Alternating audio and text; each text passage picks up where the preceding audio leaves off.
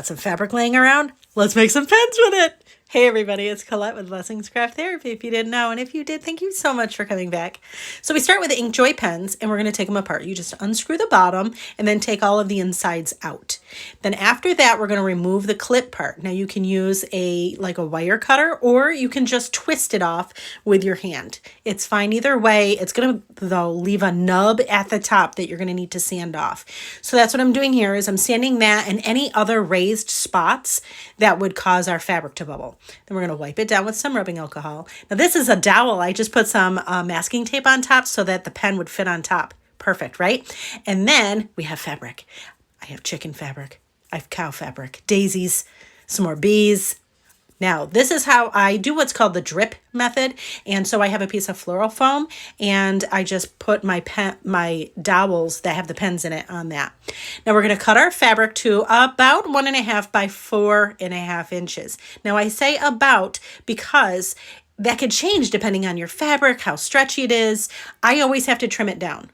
So then I'm going to add some glitter glue. The glitter glue that I'm using is from Crystalac. So I do a nice thick coat on the pen and then I add my fabric. And then you'll see here on the seam, I start putting more glitter glue. And the reason why I'm doing that is because we want the ends to meet.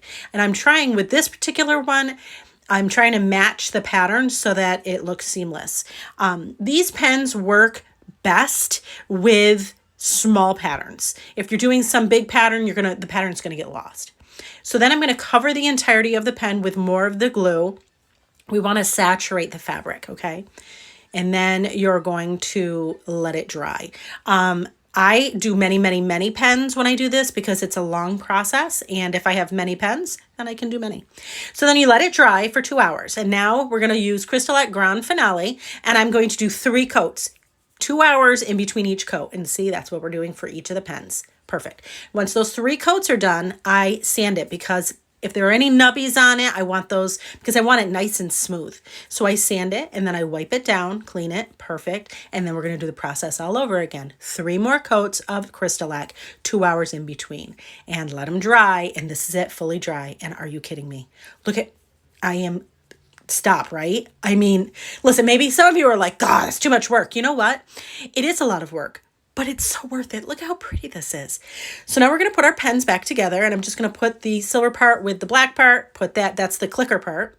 Then we're going to put the pen part back in and then we're going to screw in the tip.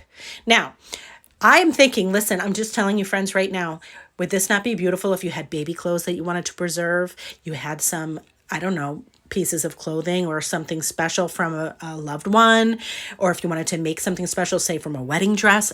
These are just some ideas, but look at this cow print one, by the way. I love it.